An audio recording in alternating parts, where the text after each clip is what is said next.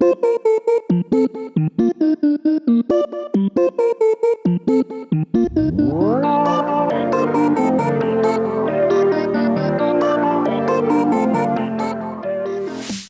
my brave little toasters. Welcome to Enthusiastic Encouragement and Dubious Advice, the podcast for folks who would rather curl into the fetal position than lean in. I'm your host, Patricia LZ Tuttle. And I'm probably going to happy cry this episode, Nicole LZ Tuttle.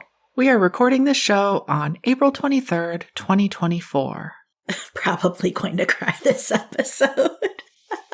Yeah. Well, we have Kleenex and mute buttons. Yeah, I promise not to, sniffle into the microphone. Yeah, please don't. Happy belated Earth Day. Is that like the Earth's birthday?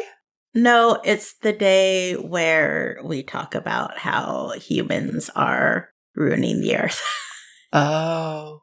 I was the co-president of the E team in high school, the environmental team. But, we were cool, so E team.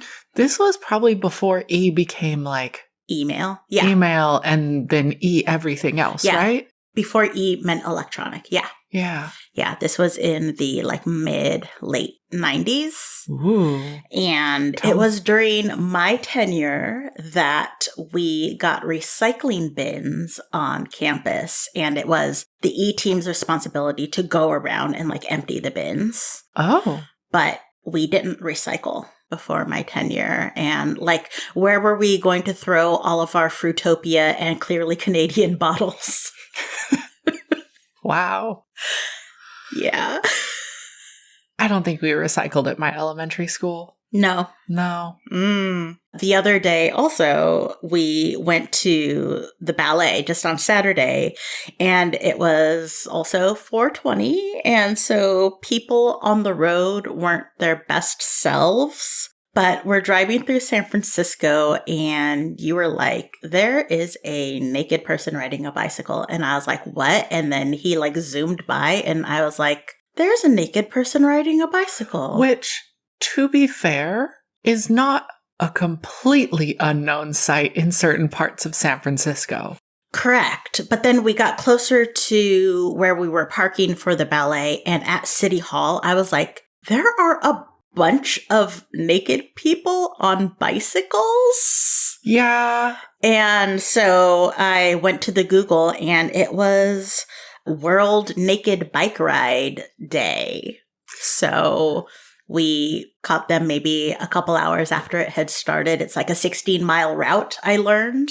Did it end up in the Haight at some point? It went through the Haight at some point, and then I think it ended in the Castro at a bar or something. I would have kind of been curious to see how the mashup of 420 revelers and World Naked Bike Ride Day, how did that all just wash together?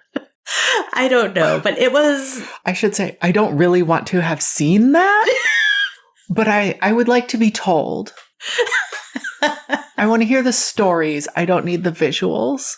You know what? That's fair. That's fair. But we were just all dressed up, driving in your little car. Oh, we're going to go to the ballet. And then it's just naked people. Naked people, and also people driving really poorly. And it was a day. It was a day. Yeah. This is your friendly reminder that we do have a Patreon, and if you subscribe at our one and only Patreon subscriber level, that's $3. $3. For the Helpful Helper line, and fill out our survey, we will send you a Rainbow Prism sticker. And even if you don't want a Rainbow Prism sticker, still please fill out the survey. Also, very exciting news. We have now hit the 1,000 downloads milestone. Woo! Blah, blah, blah, blah, blah. Oh, wow. We got a fake reggaeton horn.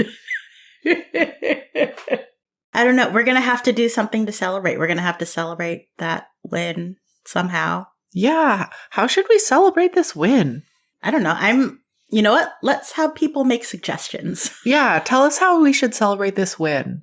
Feel free to send us a message at eatapod@gmail.com telling us how we should celebrate 1,000 downloads. Whee!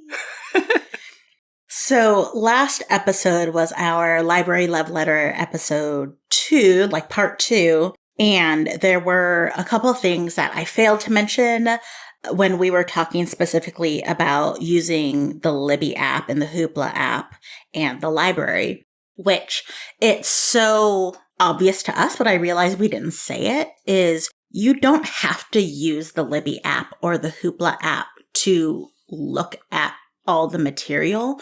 You can send ebooks to your Kindle. Yeah. Just order them from the app. And we didn't say that. And so shame on us.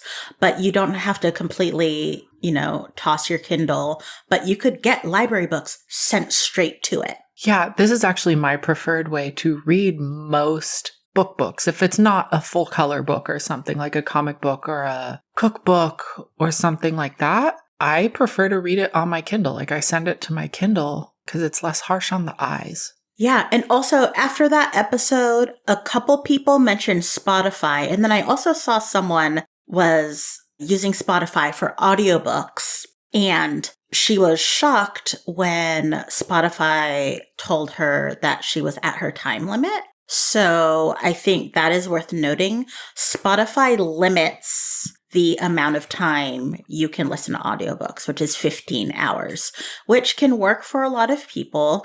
It doesn't work for me. I listen to like 50 to 60 hours of audiobooks every month, and theirs is 15 monthly. Also, it is not free. And Spotify's not a public library. It's a for-profit business. It's a for-profit business. It's not for free. And also, we know that Spotify has kind of some hinky practices in compensating musicians. I can't imagine they're much better with authors. Yeah. But yes, using a library does support authors in a bunch of ways. Libraries still have to buy copies of the books. It's a great way for books to find new readers who otherwise may not come across these books, and who can further then recommend their books. It can also build a lot of hype. So while I'm not shaming people for using Spotify, especially if you're already paying for it, it does limit the amount of what you can listen to, as well as they still have a limited catalog. Yeah, I'd go through 15 hours of audiobook in like a week.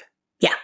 I guess if I can't find it anywhere else, it's good to know that Yeah, it I wonder exists. if it's one that there are no wait lists, so maybe there's something on there, like if I'm desperate to listen to something and the library has a huge wait list. Yeah, maybe. Maybe. But we're also in the position where we do have Spotify, so we can do that. Yeah, exactly. Not everyone can do that, and that was the point of the library. And that's the point of the library, yeah.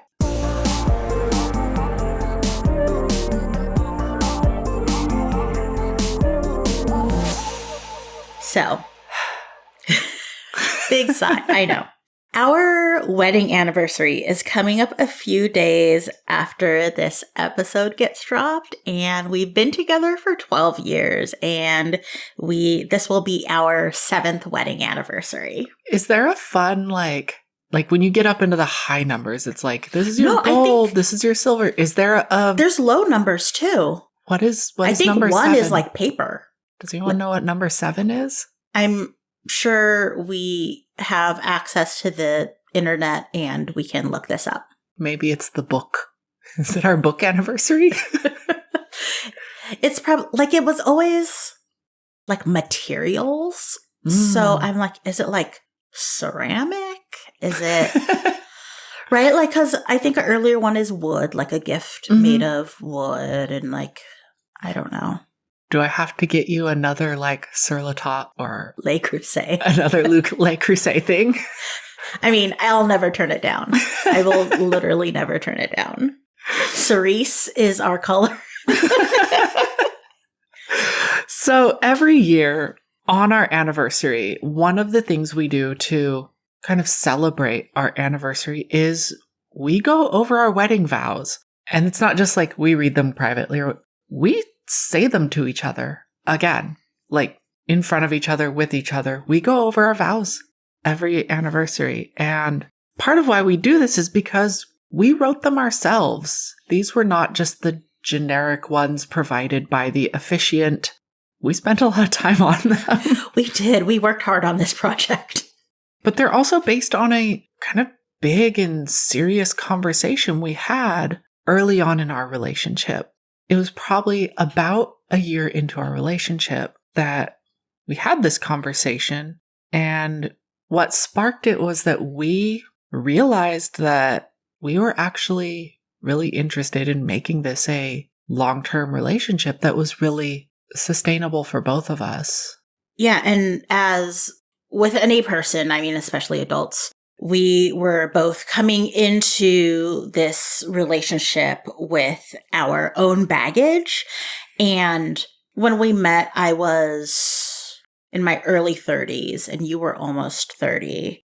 So some of it, like we had the time we had worked through some things ourselves before meeting each other. And some of the stuff we had, we were already aware of the ways in which it could get in the way in our relationship. So we just kind of laid it out there. And we talked about things about how I'm terrible at asking for help. And so I won't. And then I'll just build resentment because no one helps. Like that is something I know about myself. So I put it out there. Yeah. We also talked about like how it can be hard for me to share my feelings, especially at that time. I have gotten better, but at that time it was really hard for me to share my feelings. And so I would just hold on to things and let a whole bunch of time pass, just holding it to myself until it was not a good time. And it had been months and months, and it just kind of sat with me until it was like that window of opportunity had passed to share your feelings on this one thing. Yeah. So part of the big conversation we were having was around strategies to put in place to kind of mitigate the negative effects of these things. And that conversation is what became the base for our wedding vows. And instead of writing them separately, like I said, we actually wrote them together and then said the same thing back to each other. Yeah, we made the same agreements. And while, yes, we are in a romantic relationship, the vows we came up with have actually affected my other relationships and allowed me to deepen family relationships and close friendships by following similar guidelines. So we are sharing these because many of these can work for a number of close relationships. That being said, these only work because we both have complete buy-in. Yeah, these probably won't work if there is some kind of imbalance in or among the people involved in the relationship. We're not advocating for codependence here, but there needs to be a certain level of consideration for each other in the relationship, and I guess a willingness to be vulnerable about your own needs. There really has to be a foundation of mutual respect and investment in each other's well-being. And I think that's where it really shines through and makes this kind of work, is that foundation. Right. I think we just discovered this within the last couple of years, that this thing that we both have done for each other and never called out, which is like, if I have cooked and I'm serving food, I always give you like the bigger piece or the bigger plate or like the best bits of something. And we figured out like a couple years ago that you do the same for me, and it's without asking.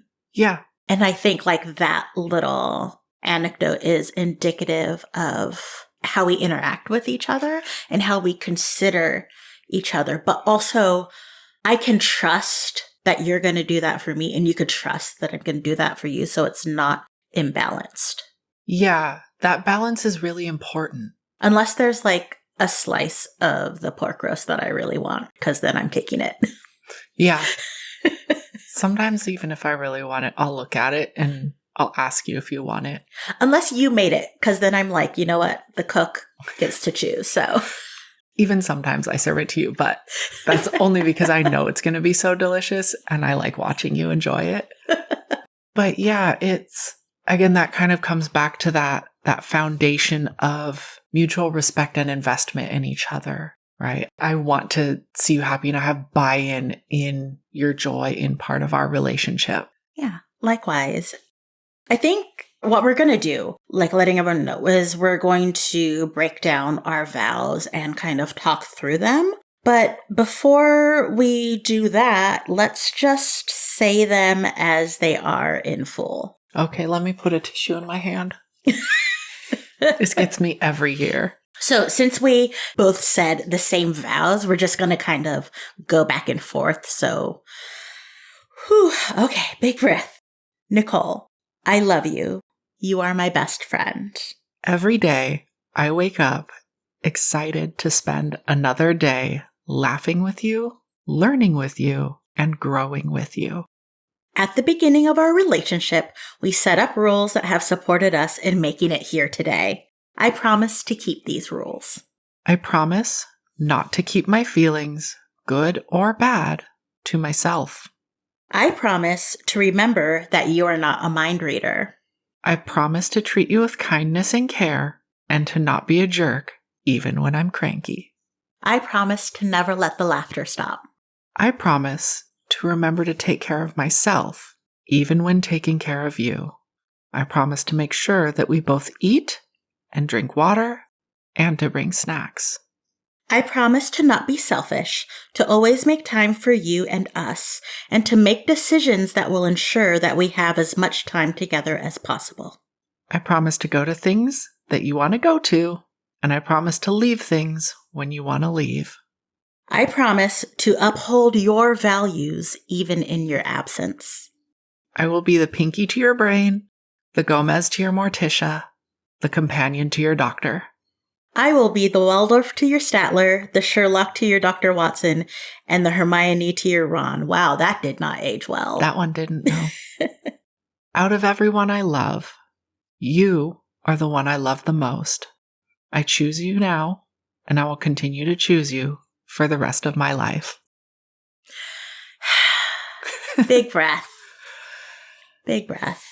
Dab at my eyes a little bit. Yeah, I mostly made it. It's the end that gets me. Yeah. Yeah. So we got married at the Beverly Hills courthouse and we had 13 guests. My mother, when I was young, my mother was a wedding photographer. So I've been to dozens, if not 100 weddings. And I have a lot of strong opinions about what I did and did not want. And a big part of that was that I didn't want us to go into debt for a wedding. I am so grateful for that. Anyway, after we said our vows, the wedding officiant said, "Those are really, really good. Good job." And I didn't know that getting an A in wedding vows was even a thing you could do, but the overachiever in me was like, wow, I hope this goes on my official transcript. Got an A in wedding vows. I mean, it was government paperwork, so. I mean, it was, yeah. I wonder if there was a little did they write a little A+? Should see if there's a little gold star sticker on our marriage license. Oh, wow. I don't even know. Do you know where that is? Yes. Yeah. It's with all the paperwork. Okay. Let's kick it off from the first promise. I promise not to keep my feelings, good or bad, to myself. Oh, this one. So I got my skills in passive aggressive behavior from a number of people in my family. And this promise kind of circumvents the ability to have that passive aggressive behavior by bypassing that "you should know how I feel" sentiment that it's a trap that a lot of people fall into. And then the resentment because you don't know how I feel, but I didn't tell you. Yeah. I know for myself, some people aren't always good at reading other people's emotions. People don't always express them the same ways. And how am I supposed to know why you're sad or grumpy Like, did something happen? Do I need to get some snacks? I know those are later in the vows, but like... Right. Like, I think it's also like, are you grumpy because you experienced a microaggression, or are you grumpy because your back hurts? Yeah. Right. And just letting me know and not keeping that to yourself. And then, like, I'm supposed to somehow know these things. Right. And we stressed that this also means those good feelings as well. Like, we can't keep those good feelings to ourselves. So we need to tell each other when we're proud of each other. We need to give each other compliments. And especially when we do a lot is thanking each other. Oh my gosh, yes. Thanking each other is, it's funny. It's a really small thing we do in some ways, but it's also really big because it's thanking each other anytime one of us does anything for the other person. This is just like opening the door for me. Yeah. I also thank you for like the things you do every week, like dishes and laundry and changing the sheets. Like, yes, those are things that I know you're going to do, you know you're going to do, but I thank you anyway because I never want to take you for granted. It's just as much a reminder for me as it is for you. Yeah. Similarly, I will thank you when you cook or order dinner or anything of that level. Yeah. It keeps it in a position, like you said, it reminds me to be grateful that I have you in my life. Yeah. So the next part of our vows is related to that one, but it's beyond emotions. And that's, I promise to remember that you are not a mind reader. Yeah, this gets into the real deep part of the, like, they should just know. Like, why? How should someone just know what's going on in your brain? And this, of course, like, if it's something you have told your person a dozen times, then like, okay, maybe they should know. But if it's something you've just like casually mentioned or hinted at, or maybe said once in passing without like being direct, then that's not fair. Not everyone has the kind of memory or attention to detail you have, or even picks up on your subtle hints that you think are very obvious. Yeah, I recognize that we are very different in that way. Like, I have a phenomenal memory. Yeah. I remember I remember too many things. You do. And have such an attention to detail. And, you know, that happens in couples sometimes, that one person has a better memory than the other.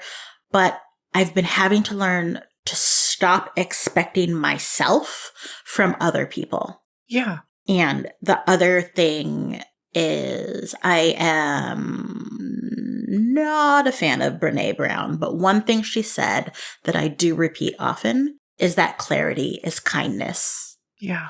Being clear about something. And this is not only in a relationship, but this is at work, if you're a manager. Mm-hmm. In your friendship, like your expectations of like, hey, will you text me and check in on me? This is a hard day for me. Clarity is kindness, and we want to set each other up for success. I don't want you to fail, and I don't want me to fail. Right. Yeah. If there's something I'm expecting of you, I need to tell you, because otherwise I'm setting myself up for failure or disappointment in this case.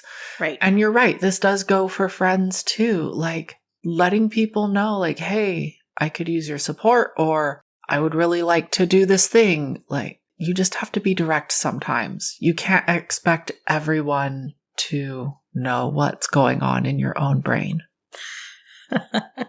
Next up is, I promise to treat you with kindness and care and to not be a jerk even when I'm cranky. So first of all, when we said this, jerk is not the word we used, but we're trying not to get an explicit rating on this show. Honestly, this one was mostly for me. I'm small and I'm mean, and I can absolutely roast a person in a way that is both hilarious and traumatic, and that is how I show love, and that is not the way a lot of people feel love. So I needed that in writing that I can't be mean to you. This isn't also just for you. I have my moments. And it's helpful to have a reminder that, like, this is not what our relationship is about. I'm not here to be mean to you. And honestly, I don't want to be mean to you. I never want to be mean to you. Well, and I think also that last line, even when I am cranky, sometimes I might be in a bad mood because of something.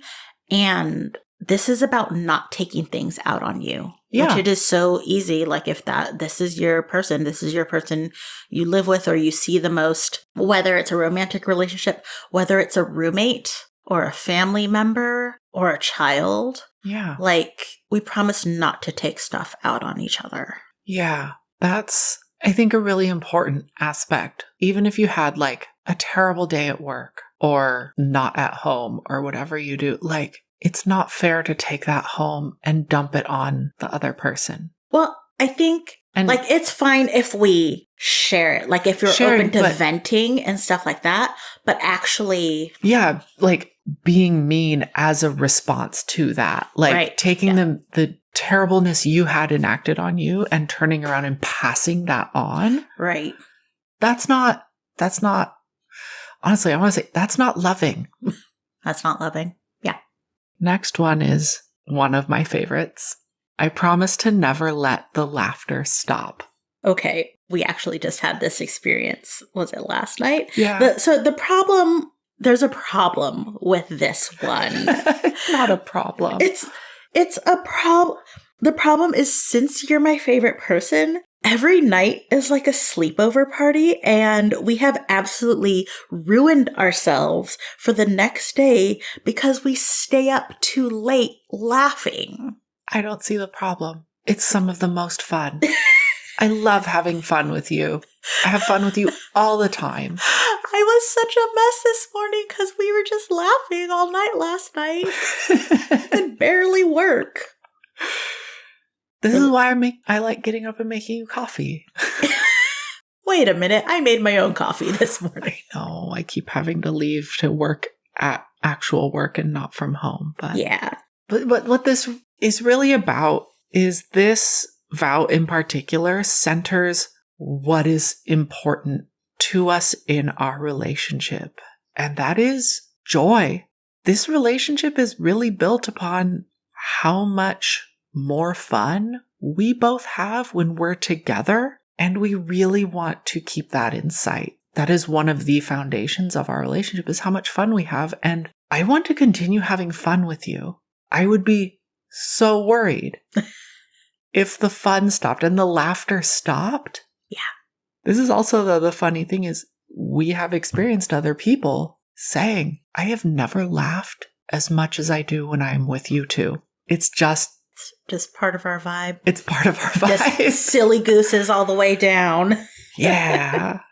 The next one. I promise to remember to take care of myself, even when taking care of you. I promise to make sure we both eat and drink water and to bring snacks. So I've kind of fallen off the bringing snacks places. Normally I have like some fruit snacks in my, like emergency fruit snacks in my bag.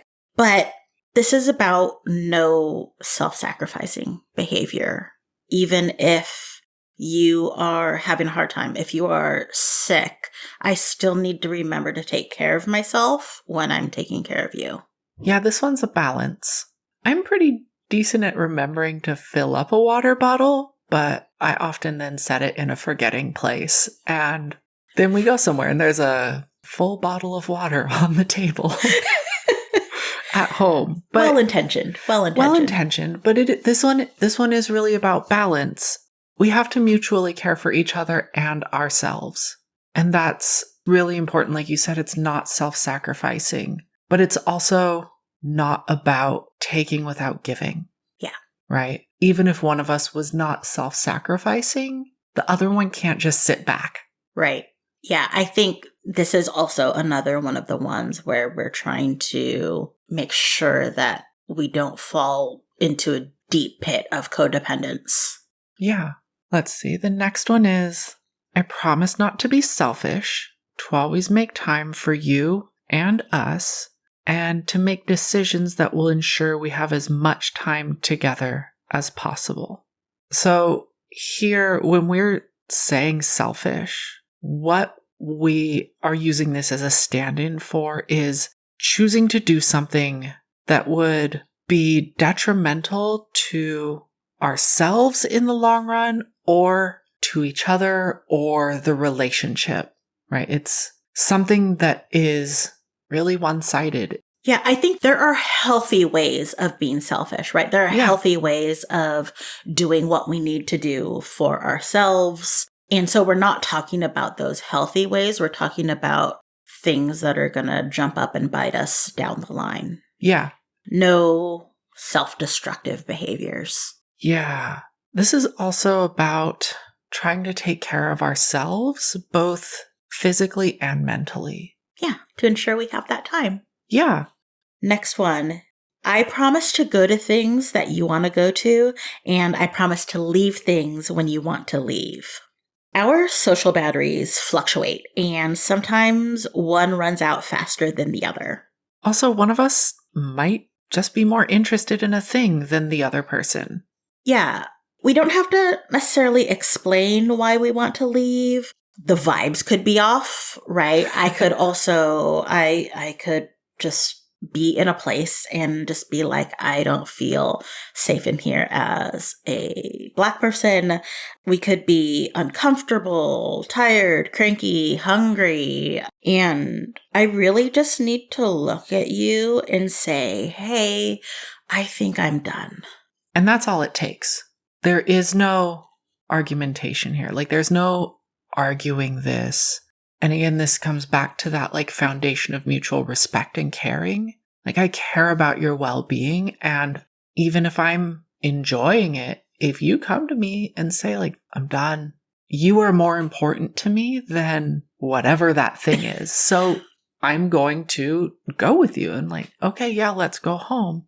I do want to say that there is one reason that is not acceptable, and that's I'm bored. Yeah, no. Right? Like that's like, especially if it's a thing you're doing and you love and what have you, and I'm bored is whatever on me. But if I was feeling unsafe in the situation or if I was feeling something else, then yeah, fine. But yeah, this is not a way to just like get out of here because this ain't my scene. I think it's also though important to point out that if there was something that either of us truly like hated or really disliked, we wouldn't ask each other to go to that.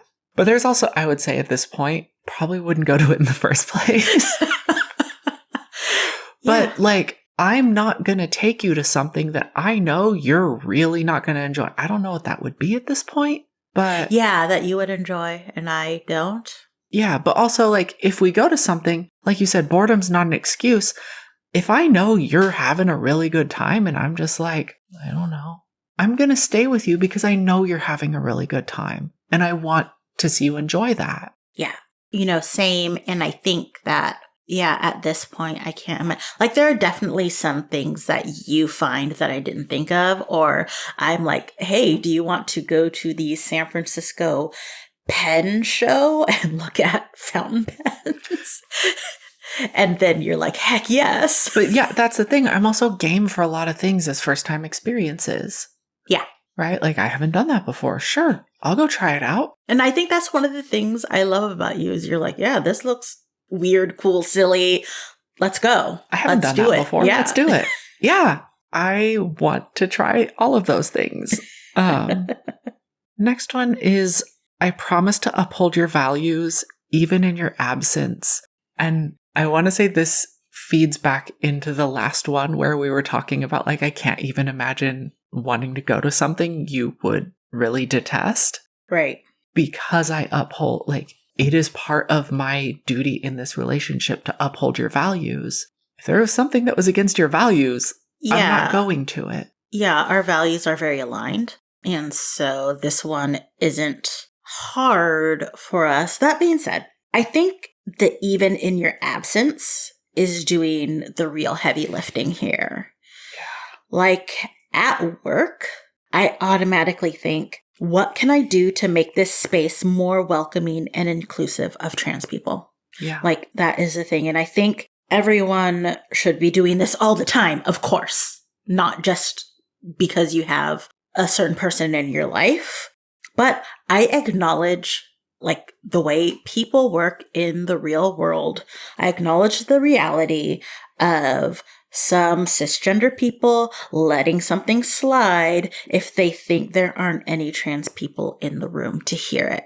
And this happens with white people letting racist stuff slide if there aren't any BIPOC in the room that they know of. And I think this is also a reminder of just like, I need to be consistent in my values, regardless of who is there to witness it. Yeah, that really holds true. And I do the same similarly. For me, one of the ways this really kind of proliferated over the last, 12 years now, coming from a very white background and everything, like I've had to do a lot of work to bring my values into alignment because I just didn't understand.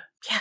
And I will say, like, I didn't put that all on you to just teach me. Yeah, like you've done your own homework. I've done a lot of my own homework to make sure I understand the issues that are important to and that affect you in your daily life. Right. And I will say I'm not done doing that, but like it was important for me to get to a certain level to be able to even uphold that. And I feel like I'm in a place now where I can fairly well go forward. And like you said, outside of the home where we're not with each other, at work, making the space safer and making it a better place for BIPOC people to work and doing things like that and acknowledging and trying to talk about more, like, because I work in and around medicine, like some of the historic injustices of the history in medical sciences. Right. Like making sure that people understand that and the legacy it has in the work that we are doing today. And I think it's also easier to do these things at work sometimes, but other places where I am and you are not are maybe my family group chat or group text with certain friends, or even, things that you, like, you're not there to witness, you're not there to give me kudos or a cookie or whatever. Yeah. And it's those electronic spaces too. Yeah. In the private spaces of social media and stuff like that as well. Yeah. There's definitely been times where I just shut people down on, especially on my old Facebook and stuff. When I used to do Facebook more, just be like, no, that's not okay. Yeah. I'm actually just going to delete your comment. Yep. Yeah. But also going back to work, this also means things like I've not attended some work conferences because they are held in states where it would be unsafe for my wife to use a public restroom. So yeah, solidarity is part of our wedding vows. Absolutely. 100%. And again, that comes back to kind of being in this space of mutual respect and having alignment in a lot of the things that we want in our relationship. And this one in particular should definitely be feeding into your friendships and other non-romantic relationships and everything. Yeah. Need to be in solidarity with each other. I can't imagine. Yeah, I mean, well, I know a lot of people do it. A lot of people do it, and I also think this is where a lot of relationships broke down after 2016 as well. And I'm not talking about only romantic relationships, but people have learned a lot of things about family members. Yeah. Where you thought everyone was in cahoots, and they are definitely not in cahoots. And you thought more people in your family or your friend group or whatever would be in cahoots. So yeah, I think this is something that it's beyond romantic relationships. Absolutely. So I guess that wraps up our wedding vows and what goes into them. And really, this is the foundation of our relationship. This is what it's built upon and what keeps us going. Yeah, and we revisit these every year and kind of have a check-in too. Yeah. About like, hey, we haven't been putting snacks in our bag, and also we need to remember the water bottle. And also, maybe we should take out that Hermione to your Ron bit. Yeah. We need to find a replacement. Need a replacement. Be the Pepe Le Prawn to your Gonzo. Or you could be the Camilla to my Gonzo. There we go. Yeah. Yeah. So what do we really want to make sure people take away from this? Okay, I'm sure we're going to have a whole separate show on this, but my big one is mind reading isn't real. People can't read your mind. You can't read other people's minds. Learn how to tell people how you feel and learn how to communicate your needs. Oof. I think for me, this takeaway is that your relationship is worth it, and you in particular are worth it to have these hard conversations and put in this work if this is the kind of relationship you want. And, I recognize, we make it sound so easy. Oh my gosh. No, it was terrifying. It really was. It was terrifying. I was scared I would drive you away. But like we've said before, do it scared. I think this is how we're going to have something sustainable and real. And so we did it scared. We cried a lot. I think this might have been one of the first times I was actually this vulnerable with someone. It required us to be incredibly vulnerable to have these discussions. Right. To really have these kinds of discussions. It was scary. And we'd been dating for a year at least. Yeah. And it was still scary. It was really scary. There were a lot of tears. And we, like I said, we did it scared. We did it crying. But we made it. We made it. And we've done something really cool.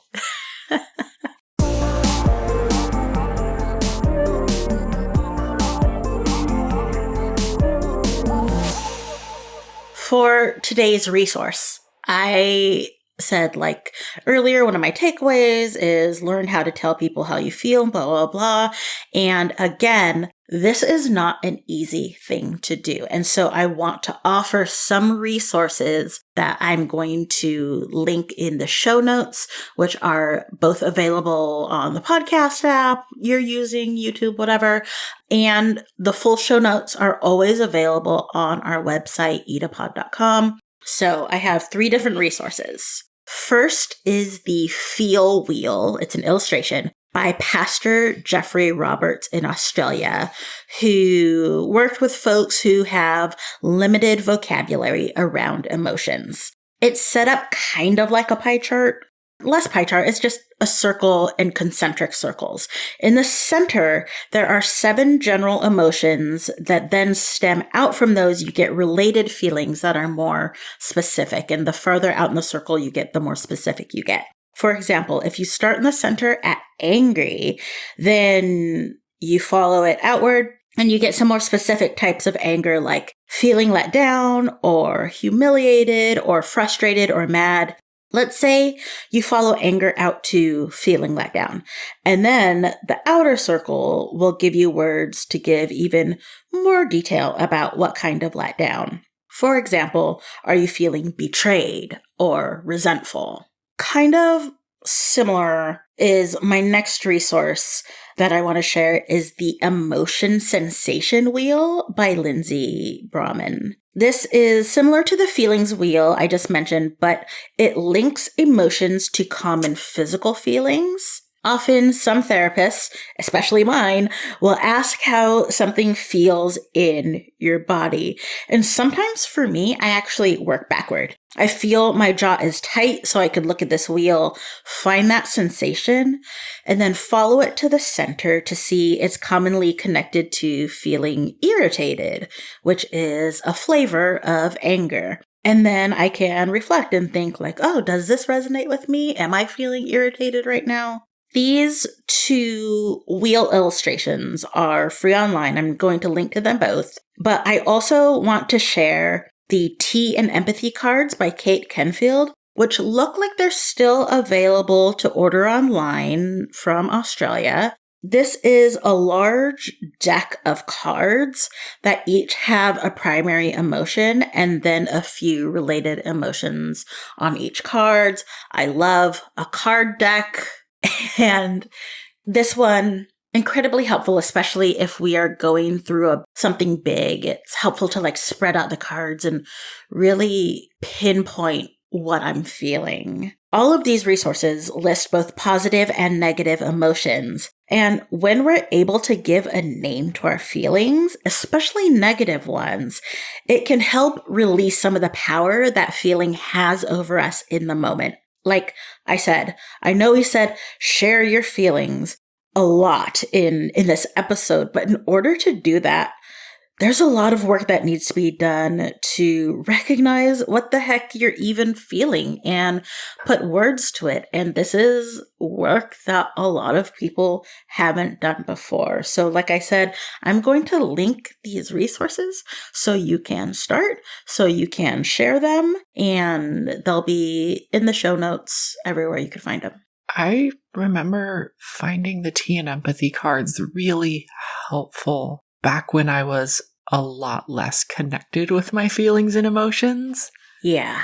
It was helpful to sit there and just kind of go through them and pull out the ones that sounded or felt like they resonated with us or with me, and just start to winnow them down slowly. I think I'm feeling this, and go through the whole deck of cards and then sit there with 20 and be okay, now looking at these, I can tell that it's not these 10. And then, okay, now looking at these 10, I can decide it's not these 5. And then I'm left with 5 where I'm this is my primary feeling.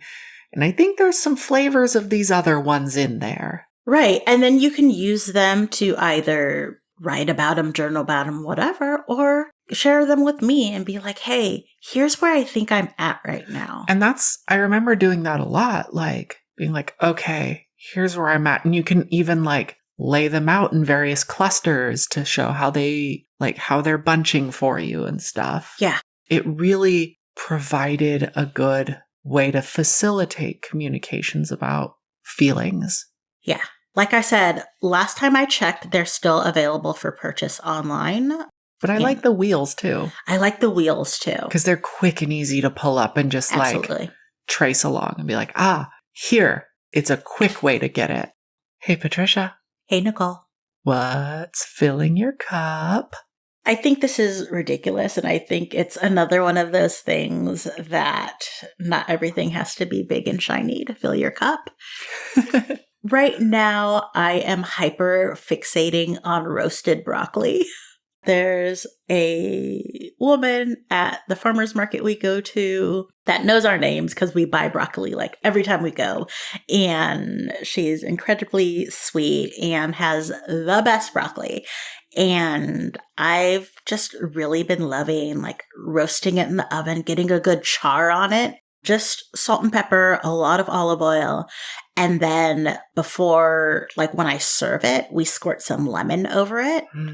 And I don't know, the texture is very satisfying. The flavor is very satisfying. And roasted broccoli right now is doing a lot of heavy lifting for my mood.